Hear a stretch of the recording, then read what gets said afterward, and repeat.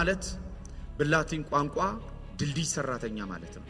ዛማዶና ዚማዶ ያሉትን የሚያቀራርብ ድልድይ ሆኖ የሚያገናኝ ማለት ነው። የካህን አንዱ ኳሊፊኬሽን አብሯችሁ የሚጸልይ መሆን አለበት። ካህን ልቡ የሚሳሳ መሆን አለበት። ካህን ሁልጊዜ ልቡ ስለ ሰው የሚራራ መሆን አለበት። ግን ስለ ራራ ግን አያድንም።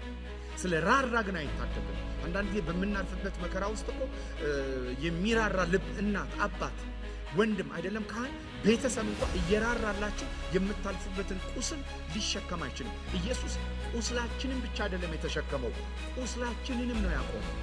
ኢየሱስ ክርስቶስ በእግዚአብሔር ፊት ያማልደናል ማለት ይንበረከካል ማለት አይደለም። ያማልዳል ማለት እባክህ አማረን ይቅር በልልኝ ይላል ማለት አይደለም። ያማልዳል ማለት ይዞት የገባው ደም ስለኔና ስለናንተ ይታይልናል።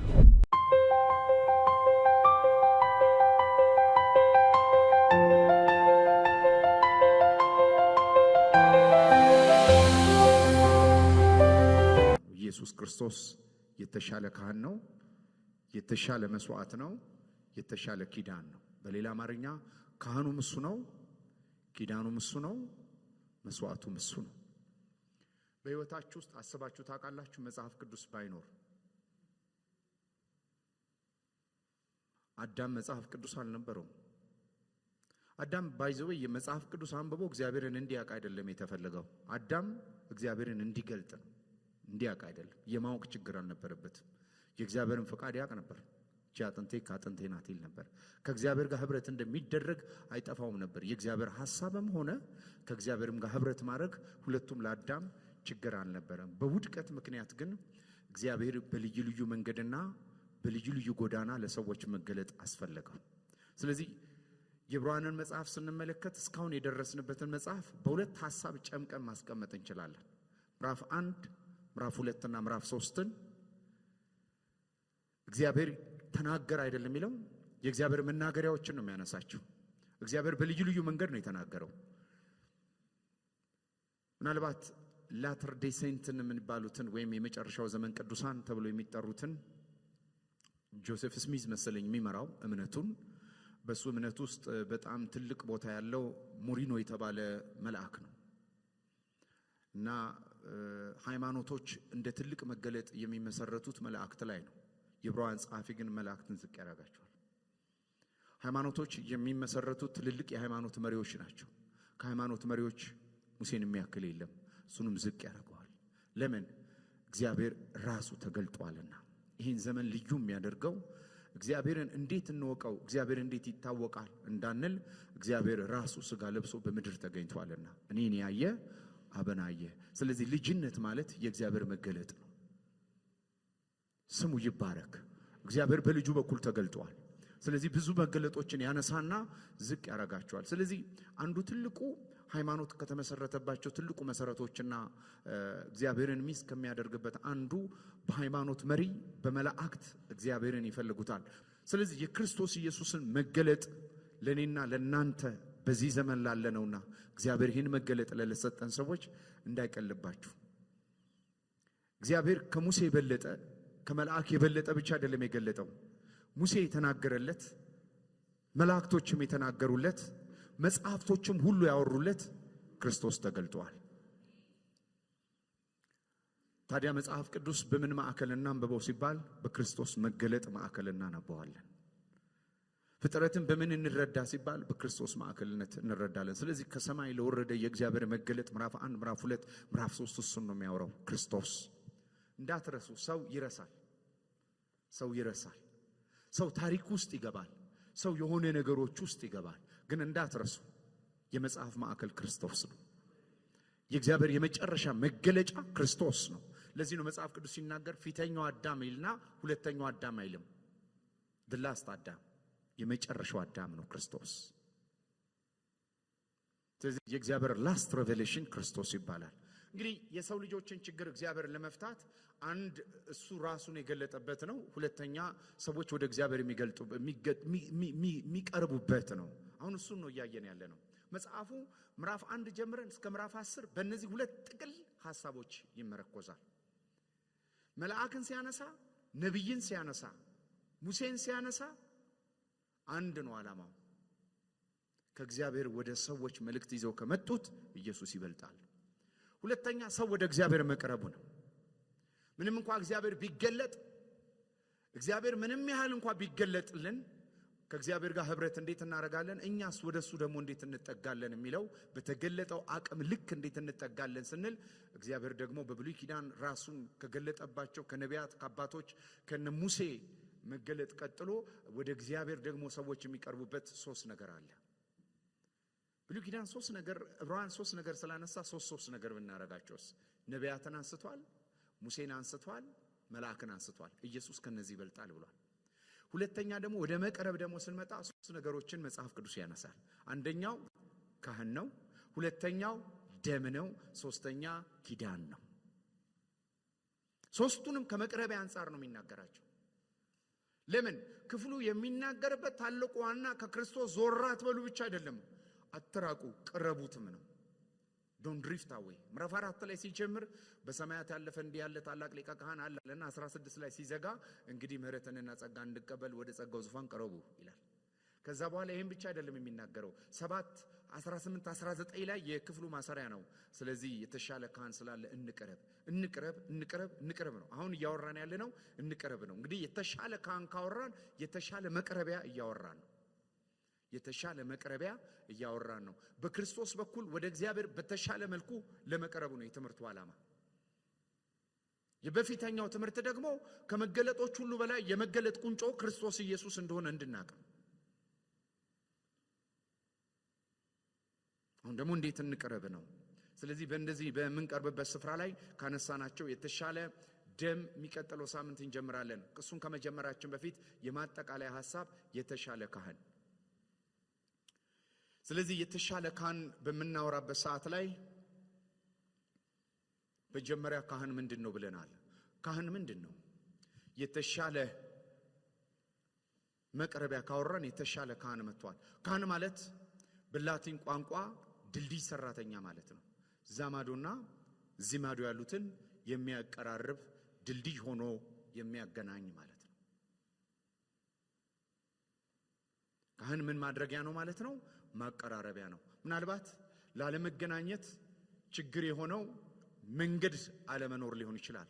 ለዚህ ነው ደምንም ሲያነሳ በመረቀልን በአዲስና በያው መንገድ ማቀራረቢያ ነው የሚያወራው ክፍሉ 9 10 8 9 10 ስንጨምቀው እሱን ነው የሚያወራልን። ስለዚህ ካህን ማለት ሰውን ከእግዚአብሔር ጋር ማቀራረቢያ ወይም ሰው ወደ እግዚአብሔር የሚቀርብበት ነው። እና አንዳንድ ጊዜ ጥሩ ምሳሌ ባለፈው የሰጠሁት ምሳሌ አለ። ዛማዶ ቤታችሁን እያያችሁት እናንተ እዚህ ጋር ሆናችሁ ምናልባት ረጅም ወንዝ ሊታለፍበት የማይችል ድልድይ ያልተሰራለትን ወንዝ ብትመለከቱ ወደ ዛማዶ ቤታችሁን እያያችሁ ወንዙን ተሻግራችሁ ወይ ገደሉን ተሻግራችሁ መሄድ አትችሉም። ስለዚህ ዙሪያ ጥምጥም ነው የምትሄዱት ወደዛ ለመሄድ። ግን ምን ቢኖር ድልድይ ቢኖር ግን ወደ ቤታችሁ መድረስ።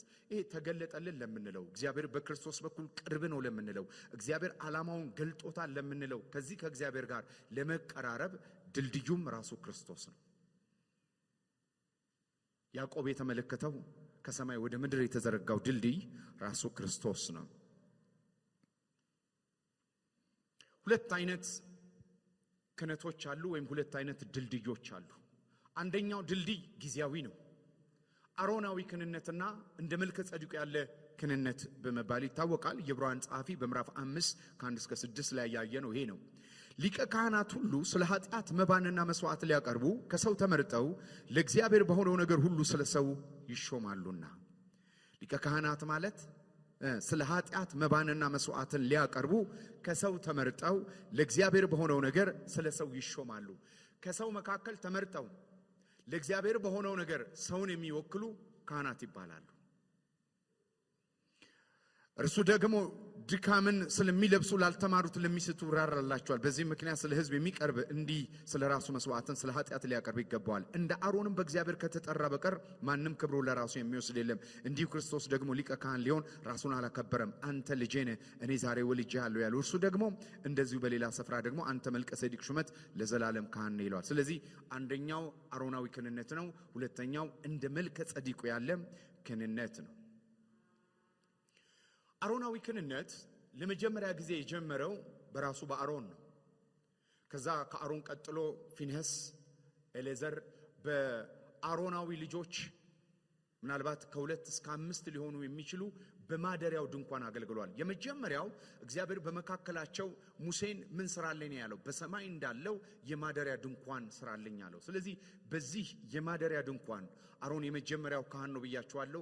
ከዛ በኋላ ዘርን የሚከተል ስለሆነ ከዛ ኤሌዘር ፊንሐስን እየቀጠለ ልጆቹን እየተካ የሚሄድ ክህነትን እንመለከታለን። በማደሪያው ድንኳን ውስጥ ምናልባት ከ2 እስከ 5 በአቨሬጅ ማክሲመም ከሆነ 5 ካህናቶች አገልግለዋል። 5 ካህናቶች ናቸው በማደሪያ ድንኳን ያገለገሉ። ከዛ በኋላ መጽሐፍ ቅዱሳችን ሲነግረን ከማደሪያው ድንኳን በኋላ እግዚአብሔር ለሰለሞን ቤተ መቅደስን እንዲሰራ እግዚአብሔር እንደተናገረውና ቤተ መቅደስ እንደሰራ እንመለከታለን። ሰለሞን ቤተ መቅደሱን እንደሰራ ወዲያው አንድ ነገር ነው ያለው። አብያተር የነበረውን ካህን በመሰረዝ እና በማውረድ ዛዶቅን ካህን አድርጎ እንደሾመው እንመለከታለን። የኤሌዘር ዘርን የሚይዘውን ይህንን ሰው ካህን አድርጎ እንደሾመው እንመለከታለን። ይህ ክህነት በዚህ ቤተ መቅደስ በሰለሞን ቤተ መቅደስ 13 ካህናቶች አገልግለዋል። ቤተ መቅደሱ በባቢሎን በናቡከደነጾር አማካኝነት ቤተ መቅደሱ እስከሚፈርስበት ጊዜ እንዳገለገሉ እንመለከታለን። ስለዚህ በዚህ ቤተ መቅደስ ወደ 13 የሚጠጉ ካህናት አገልግለዋል። በዛ ከ2 እስከ 5 በዚህ ደግሞ 13 አጠቃላይ መጽሐፍ ቅዱሳችን በአሮን ዘር ክህነት ውስጥ 83 ካህናቶች ናቸው። እስከ ቤተ መቅደሱ መፍረስ ድረስ ያገለገሉ 83 ካህናቶች አሉ። አንዳንዶች እድሜያቸው ጡረታ ወጥቶ የወጡ አሉ። አንዳንዶች ደግሞ እድሜያቸው እያገለገሉ የሞቱ ካህናቶች አሉ። መጽሐፍ ቅዱሳችንን ስንመለከት በማደሪያው ድንኳን ከዛ በኋላ ደግሞ በሰለሞን ቤተ መቅደስ እነዚህ ከ13 ያላነሱ ካህናቶች ያገለግሉ ነበር። በእነዚህ ካህናቶች ውስጥ ለመጀመሪያ ጊዜ የሾመው የዛዶቅ ክህነትን ይሄ የአሮን የቤት ካህን የሆነውን ስሙ ራሱ ሲጠራ ዛዶቃውያን ፕሪስቱድ ነው የሚባለው። የሱ ዘሮች ናቸው ሲያገለግሉ የነበሩት። ሁሉም 13ቱም የሱ ዘሮች ናቸው ክህነቱን ሲሰጡ የነበሩ ሲያገለግሉ የነበሩ። ይህ ዘመን ለእስራኤል መልካም የነበረ ዘመን፣ ካህናቶች ህዝቡን በትክክል የመሩበት፣ የእግዚአብሔርን መልክ በትውልድ መካከል የሰሩበት በጣም የተከበረ ትክክለኛ ክህነት እንደነበረ እንመለከታለን። ይህ ክህነት በምርኮ አማካኝነት እንደተስተጓጎለ መጽሐፍ ቅዱስ ይነግረናል። በምርኮ ይሄ ከተስተጓጎለ በኋላ ከምርኮ በኋላ ዘሩባቤል በሰራው የመጀመሪያው ቤተ መቅደስ ውስጥ ክህነት እንደቀጠለ እንመለከታለን። ዘሩባቤል በጀመረው በዚህ ቤተ መቅደስ ውስጥ አገልግሎት ደግሞ የጀመሩት እስከ ቤተ መቅደሱ እስከፈረሰበት 70 ኤዲ ዲስትራክሽን ድረስ የምንለው ወይም ደግሞ በጀነራል ታይተስ አማካኝነት የሮም ጀነራል በነበረው ቤተ መቅደሱ እስከሚፈርስ ድረስ 70 ካህናቶች በዚህ ቤተ መቅደስ ውስጥ አገልግለዋል።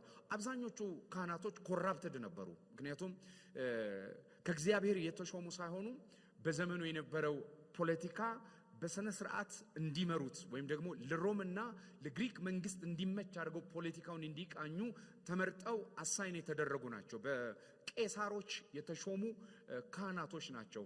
አብዛኞቹ ለምን 70 ሆነ ብላችሁ ስታስቡ ምናልባት ቤተ መቅደስ የሰለሞን ቤተ መቅደስ ወደ 400 ዓመት ያገለገለ ይመስለኛል። ከምርኮ በፊት ናቡከደነጾር እሱን ከማፍረሱ በፊት ወደዚህ ያህል ዓመት ያገለገለ ቤተ መቅደስ ነው። ይሄኛው ግን ከምርኮ በኋላ የነበረው የሄሮድስ ቤተ መቅደስ በመባልም ይታወቃል። 46 ዓመት ፈጅቷል። ቤተ መቅደሱን ሄሮድስ አድሶታል። ምንም እንኳን ዘሩባቤል የሰራው ቢሆንም እንደ ዮሐንስ ወንጌል ምዕራፍ 2 ቁጥር 20 ምናልባት ትዝ ይላችሁ እንደሆነ ይህን ቤተ መቅደስ አፍርሱት በሶስተኛው ቀን አስነሳለሁ ሲል ይህ ቤተ መቅደስ ለመታደስ ለመጨረስ 46 ዓመት ፈጅቷል። አንተ ግን ኢየሱስም ያገለገለው እዚህ ቤተ መቅደስ ነው። የሄሮድስ ቤተ መቅደስ ይባላል። በዘሩባቤል የተያዘ ሰከንድ ቴምፕል በመባል የሚታወቀው ነው። ወደ 586 ዓመት የቆየ ቤተ መቅደስ ነው። 70 ካህናቶች ተለዋውጠዋል። አብዛኞቹ ካህናቶች እድሜያቸውን ጨርሰው ወይም በእድሜ ገደብ የወጡ 50 ሞልቷቸው የወጡ ሳይሆን ሞተው ነው የወጡት። ሞተው ማለት እድሜያቸውን ሳይጨርሱ የወጡ ናቸው። በእግዚአብሔር ተቀስፈው የወጡ ካህናቶች እንደሆኑ እንመለከታለን። ታሪካቸውን ወደ ኋላ ስንመለከት የምንመለከተው ታሪክ ይህንን ያመለክታል። ስለዚህ እነዚህ ሁሉ 83 ካህናቶች ያገለገሉበት ቤተ መቅደስ ዕብራውያን መልእክቱን በሚጽፍበት ሰዓት ቤተ መቅደሱ አክቲቭ የነበረበት ጊዜ ነው። በዚህ ቤተ መቅደስ ውስጥ የነበሩት አገልግሎቶች መጽሐፍ ቅዱሳችን ሲነግረን ጊዜያዊ አገልግሎቶች ነበሩ። አሮናዊ ክህነት ለአንድ ዓላማ ነው የተፈለገው። ሊመጣ ያለውን የመልከ ጸዲቁን ወይም የክርስቶስ ኢየሱስን እንደ መልከ ጸዲቅ ያለውን ክህነት ለመግለጥ ነው። ፍጥረት ማንኛውም ነገር የብሉይ ኪዳንም ሥርዓቶች በአጠቃላይ ክርስቶስ መግለጥ ነው። ምክንያቱም መጽሐፍ ቅዱሳችን ሲናገር እንደ መልከ ጸዲቁ ያለው ካህን ክርስቶስ ነው ይለንና ይህ ካህን በታሪኩ ከዘፍጥረት 14 ይወሰድ እንጂ በመዝሙር 110 ቁጥር 4 ላይ መጽሐፍ ቅዱስ ምን ብሎ ተናግሯል? እንደ መልከ ጸዲቁ ያለ ለዘላለም የሆነ ካህን ከፊት ይመጣል። ባለፈው እንደነገርኳችሁ አንድ ካህን 25 ሲሆነው ወደ ቤተ መቅደስ ይመጣል። 30 ሲሆን አገልግሎት ይጀምራል። በ50ው ጡረታ ይወጣል። ምናልባት ከዚህ ተወስዶ ይሆን ጡረታ 50 55 የሚባለው ከዚህ ተወስዶ ሊሆን ይችላል እና 50 ጡረታ ይወጣል ካህኑ። አለበለዚያ ደግሞ ይሞታል። ስለዚህ በእድሜ ገደብና በሞት የሚነሳ ስለሆነ ክህነታቸው ጊዜያዊ ነው። የክርስቶስ ኢየሱስ ክህነት ግን ዘላለማዊ ነው።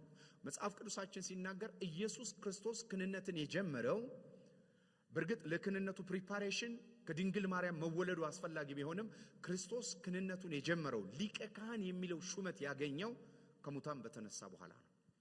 መጽሐፍ ቅዱሳችን እሱን ይነግረናል። ከደረስንበት እሱን እንመለከታለን። ስለዚህ ይሄ አጠቃላይ ክህነቱን ሊጠቀልልልን የሚችለው ቃል የዕብራውያን መጽሐፍ ምዕራፍ 4 ነው። ከቁጥር 14 እስከ 16 ከዕብራውያን ንጽጽር ውጪ አንድ ያየነው ክፍል ይሄን ክፍል ነው። እንግዲህ በሰማያት ያለፈ ትልቅ ሊቀ ካህን የእግዚአብሔር ልጅ ኢየሱስ ስላለን። ምን ማለት ነው? ኢየሱስ በሰማያት ያለፈ ሊቀ ካህን ነው ይላል። መቼ ነው ኢየሱስ ወደ ሰማያት ያለፈው? ሐዋርያ ሥራ ላይ እንደምናየው የታየው እርገትን አይደለም የሚናገረው። መጀመሪያ ጌታችን ኢየሱስ ክርስቶስ አንድ እስቲ ቃል ላሳያችሁ፣ ይህን ቃል በስነ ስርዓት እንድንረዳው። የዮሐንስ ወንጌል ምዕራፍ 20 ቁጥር 19 እስከ 23 እንመልከት።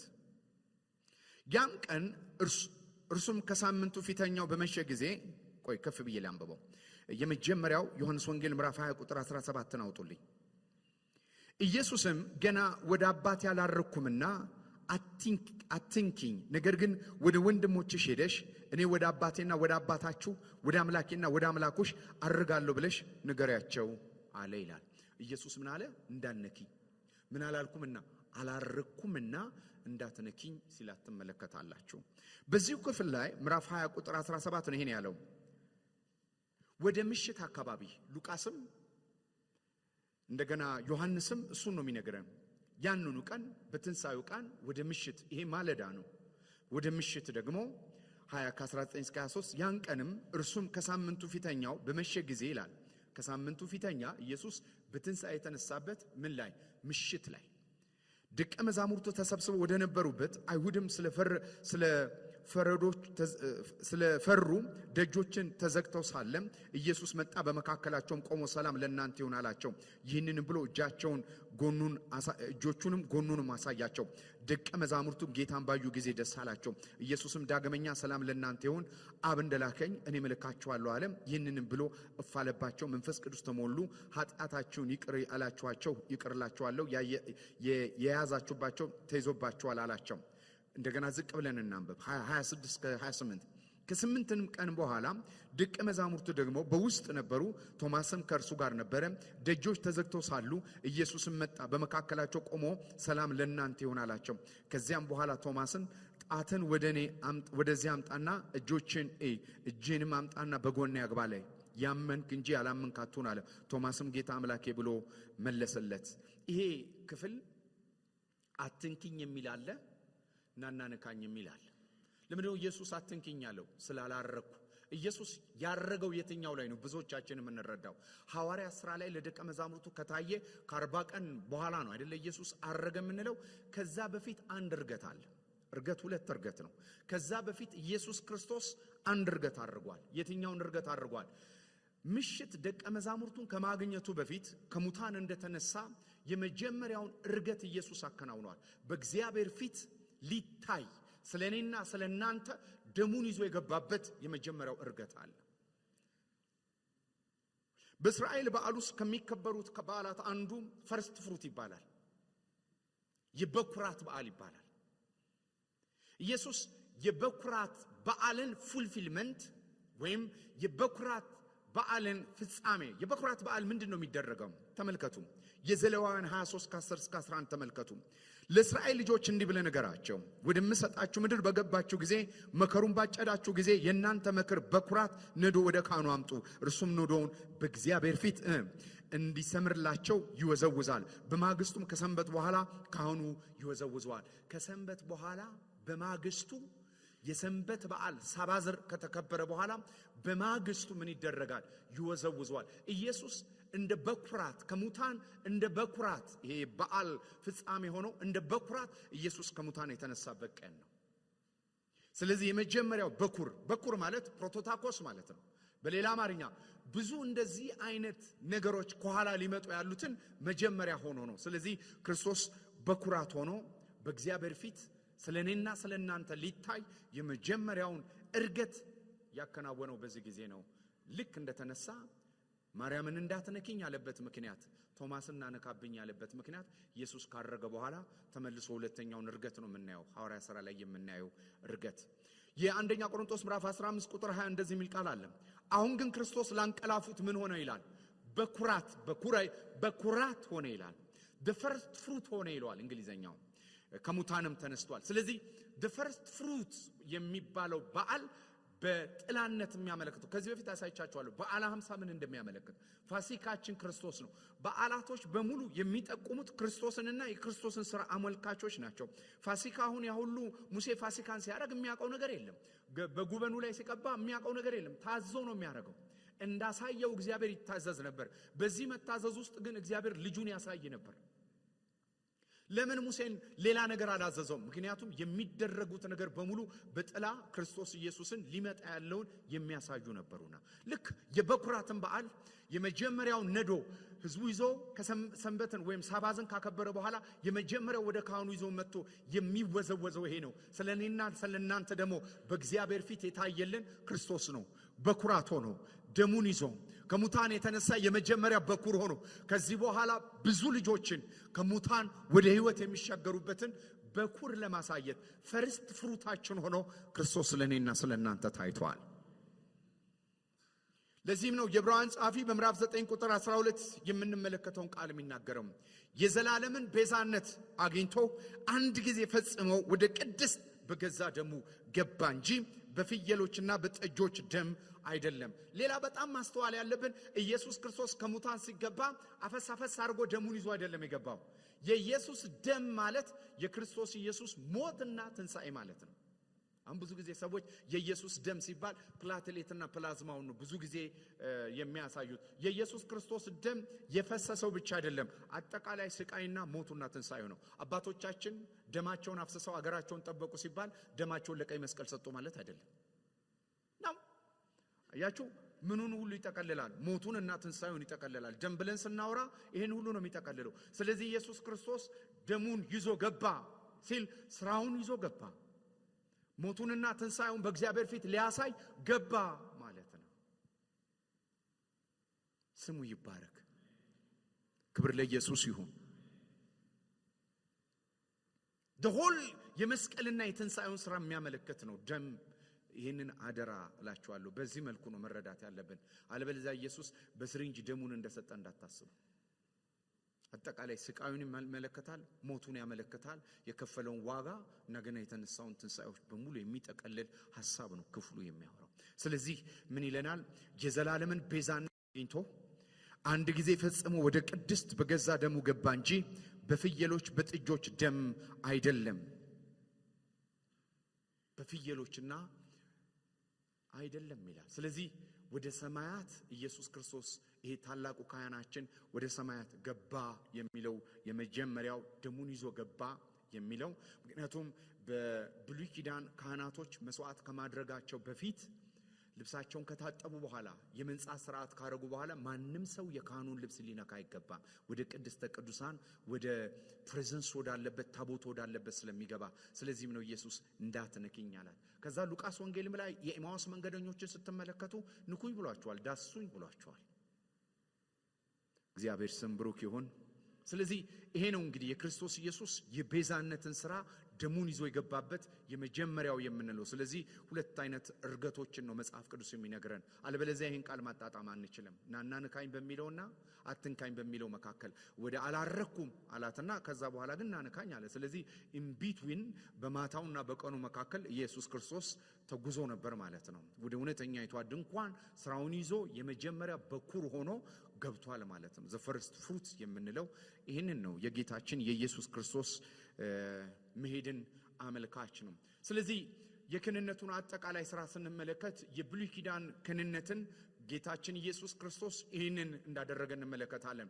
ለምንድን ነው ጌታ ኢየሱስ ክርስቶስ ክህነቱ የጀመረው ከትንሣኤ በኋላ ነው የምንለው? ለምንድን ነው? ምክንያቱም ማወቅ ያለብን ኢየሱስ ክርስቶስ በትንሣኤ ኃይል ተነስቶ አንተ ልጄ ነህ እኔ ዛሬ ወለድኩ በሚል የመልከ ጸዲቅ ሹመት ካልተሾመ በምድር ላይ ሌላ ካህን ነበር። ምክንያቱም መጽሐፍ ቅዱሳችን ዕብራውያን ደጋግመን ያየነው ካህኑ ሲለወጥ ሕጉ ይለወጣል ያልነው ለዛ ነው። ምክንያቱም የኢየሱስ ክርስቶስ ክህነት ከምን ዘንድ ነው? ከአሮን ዘንድ ነው። ማን ነው? የኢየሱስ ክርስቶስ እንደ መልከ ጸዲቁ ነው። ስለዚህ በምድር የነበረው አሮናዊ ክህነት ነበር።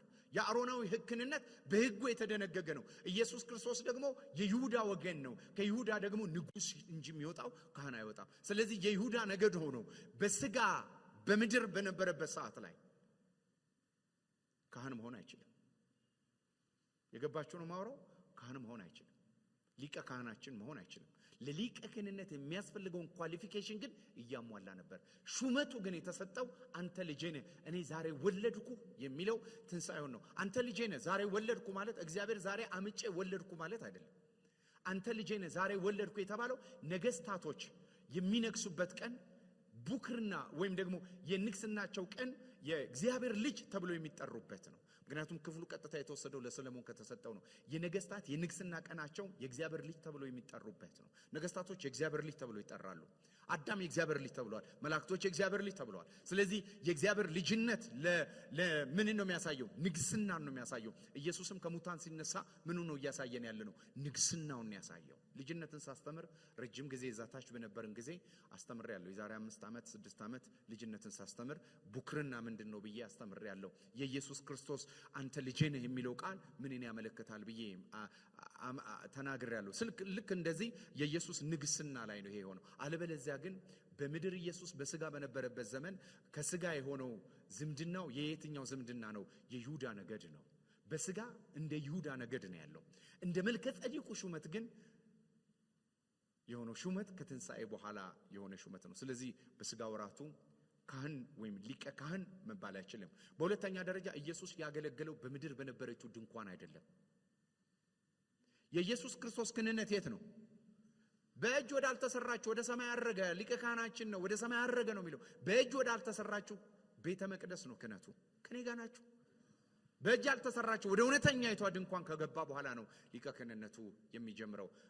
ስለዚህ የክርስቶስ ኢየሱስ በዛ ከጀመረ ጌታችን ኢየሱስ ክርስቶስ በእግዚአብሔር ፊት ሲቀርብ በስጋ ወራቱ እንደነበረው ከእንባና ከጸሎት ጋር አይደለም የቀረበው። እዛ አማላጅ የሚለውን ቃል ብዙ ጊዜ ሰዎች በተሳሳተ መልኩ እንዲፈቱ የሚያደርጋቸው ኢየሱስ በስጋ ወራቱ ስለኔና ስለናንተ ምን ያደርግ ነበር ይላል።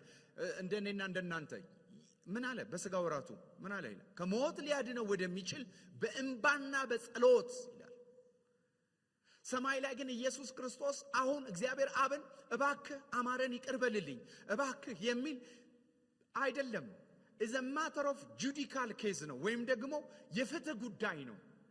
ልጆች ወይ ኃጢአትን አትስሩ፣ ኃጢአትን ብትሰሩ በአብ ዘንድ ምን አለን?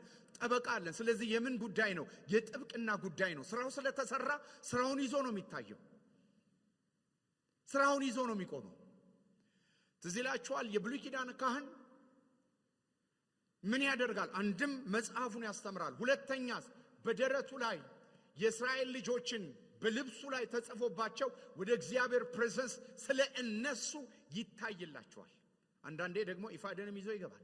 ቱሚምና ኡሪምን የእግዚአብሔርን ፍቃድ መሃል የሰፈረ ምን ሊሆን እንደሚችል የማይታወቅ ነገር ላይ ግሬ ኤሪያ ላይ ካለ ምን ይዞ ይገባል? ቱሚምና በእነዚህ ኢፋዶን ይዞ ገብቶ በእነዚህ ያውቃል። ስለዚህ አሉታዊና አውንታዊ መልሶችን ሰምቶ ይወጣል። እንዴት እንደሚለየው መጽሐፍ ቅዱስ ብዙ ባይነግረንም ይህንን ያደርጋል። ስለዚህ ኢየሱስ ክርስቶስ በእግዚአብሔር ፊት ያማልደናል ማለት ይንበረከካል ማለት አይደለም። ያማልዳል ማለት እባክህ አማረን ይቅር በልልኝ ይላል ማለት አይደለም። ያማልዳል ማለት ይዞት የገባው ደም ስለኔና ስለናንተ ይታይልናል፣ በሱ ይታይልናል።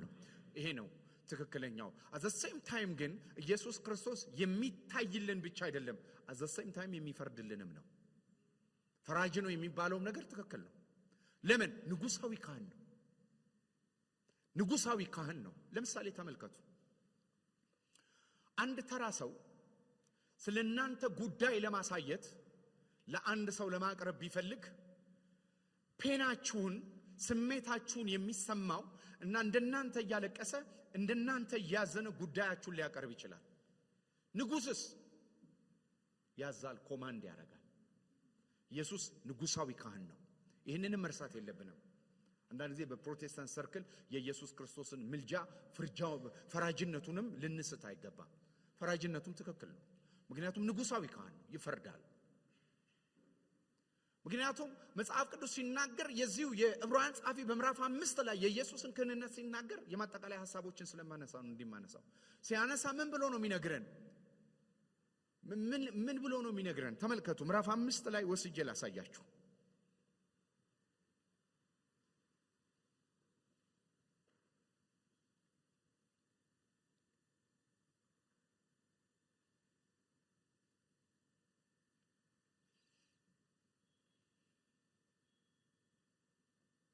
ቁጥር 10 ላይ ከተፈጸመም በኋላ በእግዚአብሔር እንደ መልከ ጼዴቅ ሹመት ካህናት ተብሎ ስለተጠራ ለሚታዘዙት ሁሉ የዘላለምን መዳን ምክንያት ይሰጣቸዋል። ይሄ ዴሊቨር ያደርጋል ነው የሚለው። የአሮናዊ ክህንነት ዴሊቨር አያደርግም። ስሜቱን ይገልጣል፣ ሐዘኑን ሊገልጥ ይችላል። ዴሊቨር ማድረግ አይችልም፣ ማዳን አይችልም። ይሄ ግን ንጉሳዊ ካህን ስለሆነ ያድነናል። ከየዕለቱ አፍሊክሽን ከምናልፍባቸው የህይወት መንገዶች ያድነናል። ክፍሉ የተጻፈው የዘላለም ህይወት እንዲያገኙ ብቻ አይደለም። የሚፍገመገሙ ቅዱሳኖችም አሉ። ወደ ኋላ ለመመለስ በልባቸው የራቁ እግራቸው ገና ያልተንቀሳቀሰ ግን ወደ ኋላ የሚያፈገፍጉ ክህነቱን በመንገር ወደ ክርስቶስ ኑ ነው የሚላቸው፣ ወደ እርሱ ቅረቡ ነው የሚላቸው። ስለዚህ የቅረቡ ትምህርት ለምን አስፈለገ ብትሉ ኢየሱስ አሁንም ከምታልፉበት መከራ ሊያድናችሁ ይችላል። ከምታልፉበት መከራ ያድናችኋል ነው። ክራይስት አሁን የምናልፍበት የሚገባው ብቻ አይደለም የሚያድንም ነው። ከአሮናዊ ክህነት የሚለየው የሚገባው ብቻ አይደለም። አንዳንድ ጊዜ የምታልፉበትን እንዲገባው ሰው ትፈልጋላችሁ። አንደርስታንድ አያረጋችሁ። መልአክ አንደርስታንድ ላይ ያረጋችሁ ይችላል። ካህን ግን አንደርስታንድ ያረጋችኋል። የካህን አንዱ ኳሊፊኬሽን አልቃሻ መሆን አለበት። የካህን አንዱ ኳሊፊኬሽን አብሯችሁ የሚጸልይ መሆን አለበት። ካህን ልቡ የሚሳሳ መሆን አለበት። ካህን ሁልጊዜ ልቡ ስለ ሰው የሚራራ መሆን አለበት። ግን ስለ ራራ ግን አያድንም። ስለ ራራ ግን አይታደግም። አንዳንድ ጊዜ በመናልፍበት መከራ ውስጥ እኮ የሚራራ ልብ እናት፣ አባት፣ ወንድም አይደለም ካህን ቤተሰብ እንኳን እየራራላችሁ የምታልፉበትን ቁስል ሊሸከም አይችልም። ኢየሱስ ቁስላችንን ብቻ አይደለም የተሸከመው፣ ቁስላችንንም ነው ያቆመው። ከቁስሉም ነው የተዳን። ዴሊቨረር ነው። አዳኝ የሚለው ቃል አዳኝ ነው፣ ኪንግ ስለሆነ እንዳትረሱ። ሁልጊዜ ሚዛናዊ ማድረግ ያለብን የክርስቶስን ክህነት ሚዛናዊ ማድረግ አለብን። አሮናዊ ክህነት አይደለም። የሚታይልን ሊቀ ካህን ብቻ አይደለም፣ በስራው የሚታይ ብቻ አይደለም፣ የሚፈርድልንም ነው። በመለኮትነቱ ብቻ አይደለም፣ በስጋው ያስገኘው ወይም በስራው ያስገኘው ፈራጅነት አለ። ንጉሳዊ ካህን ሆኗል። ሁለት ነገር ነው አይደል ብዙ ጊዜ ሰዎች የሚሳሳቱት። አንደኛው የኢየሱስ ክርስቶስን ስብዕና ያጎሉትና መለኮትነቱን ያጡታል። ልክ እንደ ጆቫ ዊትነሶች አምላክነቱን ይረሱታል። አንዳንዶቹ ደግሞ አምላክነቱን ያጎሉትና ሰውነቱን ይረሱታል። ሰውነቱን እንደ ቱታ እዚህ ትቶ ሄደ ነው የሚመስላቸው። አይደለም። ኢየሱስ በማይሞት ሰውነት ነው ክህነቱን ይዞ የቀጠለው። ካህን ሆኖ በሰማይ ለምን እንደቀጠለ ታውቃላችሁ? ድነታችን ፍጻሜ ስላላገኘ ነዋ። እንዴት? እኔና እናንተ በክርስቶስ መስቀል የኢየሱስ ክርስቶስ ባይዘወይ ምልጃ መሰረቱ እባክህ የሚል መቀራረብ አይደለም። መሰረቱ መስቀል ነው። ስራውን ስለሰራ ነው። ቴሌስታይ ቴሌዎስ ስላደረገ ነው። ስለፈጸመ ነው። የራሱ የሆኑትን ወደሱ የመጡትን ከእጁ ለምን እንደማያወጣ ታውቃላችሁ? በሰማይ የቀጠለ ክህነት አለ። መስቀል ላይ የኃጢአት ኃይል ነው የተቀጣው። ግን እኔ ደግሞ ሌላ አለብኝ ማለት የኃጢአትን ቁጣ ነው እግዚአብሔር የቀጣው። ግን ሌላ ደግሞ አለብኝ ባልታደሰ ስሜትና ፈቃዱ ስለምኖር የኃጢአት ጉልበት ደግሞ አለ። ኢየሱስ ክርስቶስ ከሱም ያድነኛል። ሌላ ደግሞ አለ የሰውነት ቤዛነት ገና አልተፈጸመም፣ ከሱም ያድነናል። ለምን? ሊያድነን ሊታይ በእግዚአብሔር ፊት ድነታችንን ኮምፕሊት ሊያደርግ ፕሪዘርቭ ሊያደርግ ወደሱ የመጡትን ከእጁ ላይ ያወጣ። ለዚህ ነው ድነታችን አሹራንስ አለው የምንለው። ድነታችን ዘላለማዊ ነው አንጠፋም ብለን የምንናገርበት አንዱ ትልቁ ነገር ምንድነው ነው ብላችሁ ብታስቡ አንድ አለ። እግዚአብሔር ያጸደቀው ማንም ሊኮንን አይችልም ካለ በኋላ ለምን ሲባል ክፍሉን ተመልከቱ። ሮሜ 8 ላይ ያለውን ክፍል ተመልከቱ። ለምንድን ነው እግዚአብሔር ያጸደቀውን ማንም ሊኮንነው የማይገባው? ለምንድን ነው? ተመልከቱ። ሮሜ 8 ባይዘው ከ28 ጀምሮ ከክርስቶስ ፍቅር ማንም አይለየንም ነው የሚለው። እኛ ክርስቶስን ከወደድንበት አይደለም፣ እሱ እኛን ከወደደበትና ካዳነበት ፍቅር እዚህ ምድር ላይ እናንተን ሊለይ የሚችል ከክርስቶስ ምንም የለም። ሰይፍም አይችልም፣ ስደትም አይችልም፣ መከራም አይችልም ማግኘት። አንዳንድ ሰዎች እንደዚህ ይላሉ፣ ኃጢአት ግን እንዴ ኢየሱስ እኮ ስለ ኃጢአት ነው የሞተው ከስደት በላይ ከመከራ በላይ። ሮሜ 8 አንድን ጊዜ የተናገርነው ጸንቶ እንዲኖርልን መጽሐፍ ቅዱስ መጣመም የለበትም። እንደዚህ የሚል ቃል አለ። ሃሌሉያ። እግዚአብሔር የመረጣቸውን ማን ይከሳል? የሚያጸድቅ እግዚአብሔር ነው፣ የሚኮንንስ ማን ነው ይላል። ከዛስ የሞተው አሁን ኩነኔ የለብንም ለማለት ነው። ኩነኔ የለብንም። ለምን? እኛ እንዳንኮነን ክርስቶስ ኢየሱስ ስለኛ ይታያል። በሌላ አማርኛ ከአቤል ይልቅ በሚናገር ደም ሁሌ በእግዚአብሔር ፊት ይታይልናል። ኃጢአታችንን ብንናዘዝ ኃጢአታችንን ይቅር ሊል ይልና የታመነና ጻድቅ ነው። ምክንያቱም ማተር ኦፍ ፌስፉልነስ ማተር ኦፍ ራይቸስነስ የጽድቅ ጉዳይ ነው። የክርስቶስን ደም አክኖሌጅ የማድረግ ጉዳይ ነው። ተመልከቱም እንደሚል እግዚአብሔር የመረጣች ከዛ በኋላ ምንድነው የሚል ለገዛ ልጁ ያራራል ስለ ሁላችን አሳልፎ የሰጠው ካለ በኋላ ምን ይላል? የሞተው ይልቁንም ከሙታን የተነሳው በእግዚአብሔር ቀኝ የተቀመጠው ይሄ ነው ስልጣኑን የሚያሳየው። ደግሞም ስለኛ የሚማልደው ክርስቶስ ኢየሱስ ነው ይላል። መማለድ ማለት ጸሎት ማመላለስ አይደለም። ለኢየሱስ በቀኝ ተቀመጠ እኮ ይላል። በስልጣናት ስራ አለ። ስራ የሞተው ይልቁንም የተነሳው ስራ፣ የተቀመጠው ስልጣን፣ የምልጃው ምንጭ ነው። ግን ዝቅ ብላችሁ መንፈስ ቅዱስ ይማልዳል ደግሞ የሚላል። የኢየሱስ ምልጃና የመንፈስ ቅዱስ ምልጃ ምንድነው ልዩነቱ? ኢየሱስ የሚማልደው የምልጃው መሰረት ስራው ሲሆን መንፈስ ይውላችሁ የክርስቶስ ስራ ነው የምልጃው መሰረት። የመንፈስ ቅዱስ ግን የኛ ድካም ነው የምልጃው መሰረት። እንዴት መጸለይ እንደሚገባችሁ አታውቁምና በእግዚአብሔር ፊት ይታይልናል። ኩነኔ የለብንም። የወደደን ለዘላለም ወዷችኋል፣ አጸደቀን፣ ከበረን። ከሙታን እንደሚነሳ ሰውነት ያውቃለሁ። ለምን አለ ሊቀ ካህን። ኃጢአት እንደማይበላኝ ኃጢአት ዘመኔን እንደማይቆጣጠር አውቃለሁ። ከኃጢአት ኃይል ነፃ የሚያወጣ የክርስቶስ ኢየሱስ የመስቀል ሥራ አለ። ይሄንን ይዞ ገብቶልኛል። ግን ደግሞ ሌላ አለ። ይሄኛው የኢየሱስ ክርስቶስ ክንነት በሰማይ ነው። የኢየሱስ ክርስቶስ ምልጃ በሰማይ ነው። የመንፈስ ቅዱስ ምልጃ ደግሞ እኛ ውስጥ ነው። የመንፈስ ቅዱስ ምልጃ መሰረቱ የኔ ድካም ነው። የክርስቶስ ኢየሱስ ምልጃ መሰረቱ የመስቀሉ ሥራ ነው። ያኛው ስለ ኃጢአት፣ ያኛው ስለ ዕለት ድካሜ መንፈስ ቅዱስ ይማልዳል። ኢንተርሲድ ያደርጋል። ስለምንድን ነው ኢንተርሲድ የሚያደርገው? እንዴት መጸለይ እንደሚገባን አናውቅም። ታዲያ ምን ያደርጋል? መንፈስ ቅዱስ ድካማችንን ያገዛል። ማለት በእኛ ፋንታ በእኛን ተክቶ ለእኛ ብሎ ይጸልያል አይደለም፣ ኢምፓወር ያደርጋል ነው። ይህ ምልጃ ደግሞ ኢምፓወር ያደርጋል ነው። ያኛው አቶርኒ ነው፣ ስራውን ይዞ ጥብቅና ነው። ይሄኛውስ ያግዘናል ነው የሚለው። ኢምፓወር ያደርገናል። ምክንያቱም ማንም ሰው የክርስቶስ መንፈስ የሌለው ሰው መጸለይ አይችልም። እኔና እናንተ ግን መጸለይ እንችላለን። እየገባችሁ ነው? አባባ ብለን የምንጮህበት የልጁ መንፈስ እኛ ውስጥ ስላለ እንጸልያለን። ስለዚህ ሁለት ምልጃዎች አሉ። አንደኛው ኢምፓወርመንት ነው። ሁለተኛው ጁዲካል ነው ወይም ደግሞ ጥብቅና ነው። ልጆች ሆይ ኃጢአትን አትስሩ። ምን አለን? በአብዘን ጠበቃለን። የክርስቶስ ኢየሱስ ጥብቅና ለዓለም ሁሉ አይደለም። የክርስቶስ ደም ነው ለዓለም ሁሉ። የመስቀል ስራው ነው ለዓለም ሁሉ። ጥብቅናው ግን ወደሱ ለመጡት ነው። ከጁ የማይወጡትን ነው።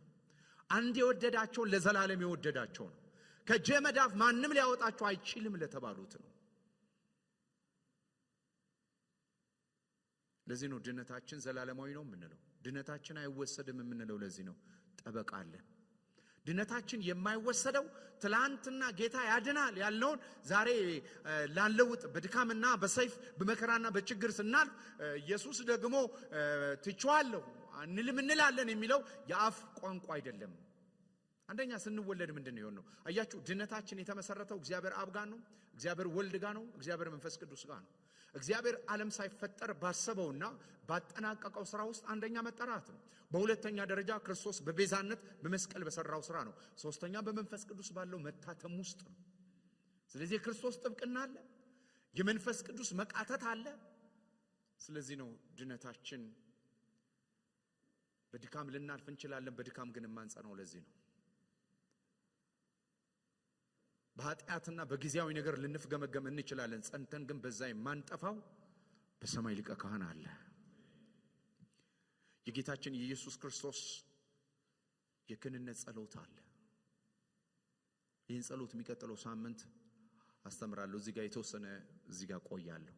ኢየሱስ ክርስቶስ ያማልዳል፣ አማላጃችን ነው።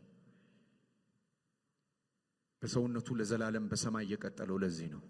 ምልጃው ግን ለደካሞችና ለመናምኖች ያው ማለድኩ ቋጠትኩኝ እግዚአብሔርም አልሰማኝም የሚል አማላጅ አይደለም። አማረ ላይ ፈረድ ሲባል እንዴት ይሆናል ብሎ የሚያለቅስልኝ አይደለም፣ አይፈረድም የሚል ነው። ኖ ሞር ጀጅመንት የሚል ነው። ሃው ሲባል ኤቪደንሱን ነው ይዞ የሚሄደው። ልመና የሚያቀርብ አይደለም፣ ቤግ የሚያደርግ አይደለም። ስራውን ሰርቷል። ስለ ኃጢአት የተከፈለውን ይዞ ነው የሚቀርበው። ጠበቃ ምንድን ነው የሚያደርገው? ስለናንተ ዳኛም ይለምንላችሁ ነው እንዴ? አያችሁ፣ ጠበቃና ሎቢ ይለያያል እኮ። ሎቢስት አይደለም ጠበቃ። ሎቢስት ማግባባት ነው ስራው። ኢየሱስ በሰማይ እግዚአብሔርን እያግባባልን አይደለም ያለው። አንዳንድ ሰው ለእግዚአብሔር ቅርብ የሆነ ይፈልጋል፣ መልአክ ወይ ቅዱሳን ምናምን ይላል። ቅዱሳን ስራ የላቸውም። በመግባባት የሚሆን አይደለም፣ በዲፕሎማሲ የሚሰራ አይደለም፣ በዝምድና የሚሰራ አይደለም፣ በቀረበው የሚሰራ አይደለም። በስራ ነው የሚሰራው። ስራውን ነው ይዞ የመጣው። ለዚህ ነው ቅዱሳን መላእክቶች፣ ቅዱሳን የእግዚአብሔር ቅዱሳን የሆኑ ሰዎች የት ነው ያሉት? ራሱ ለማማለድ አያችሁ፣ በመቆያ ቦታ እኮ ነው ያሉት። እሱ ግን ሶስተኛውን ሰማይ ሰንጥቆ በሰማያት ያለፈ ነው። ስለዚህ እግዚአብሔር ወዳለበት ስፍራ ላይ የገባ የለም፣ የቆመም የለም። ኢየሱስ ክርስቶስ ግን ቆመዋል። ለምን ብላችሁ ብትመለከቱ ስለ ራሱ ኃጢአት መስዋዕት ማቅረብ የሚያስፈልገው አይደለም፣ ንጹህ ነው። ስለኔና ስለናንተም ደግሞ ደም ይዞ ነው የገባው። ስለዚህ ይሄ የዝምድና የሎቢስት ስራ አይደለም። ማንኛውም ሰው ቢሞት ላመነበት ነው። ኢየሱስ ግን ለሚያምኑበት ነው የሞተው። ማንኛውም የእምነት አባቶች ቢሞቱ ለቅዱሳን የሞቱት ለምንድን ነው? ሰማዕት ተብለው ነው የሚጠሩት እኮ። ሰማዕት ማለት ለኮንቪክሽኑ የሚሞት ማለት ነው። ሰማዕት ማለት ላመነበት የሚሞት ነው። ኢየሱስ ደግሞ ለሚያምኑበት ነው የሞተው። ለሚያምኑበት፣ ለኔና ለናንተ ነው የሞተው። ኢየሱስ አማላጃችን ነው። ስሙ ይባረክ። ስለዚህ አውዱ ይለየዋል ማለት ነው። ምልጃ የሚለው ቃል አውዱ ይለየዋል፣ አውዱ ይለየዋል። ስለዚህ ኢየሱስ ክርስቶስ የምልጃ ጸሎትን እንመለከታለን የሚቀጥለው ሳምንት።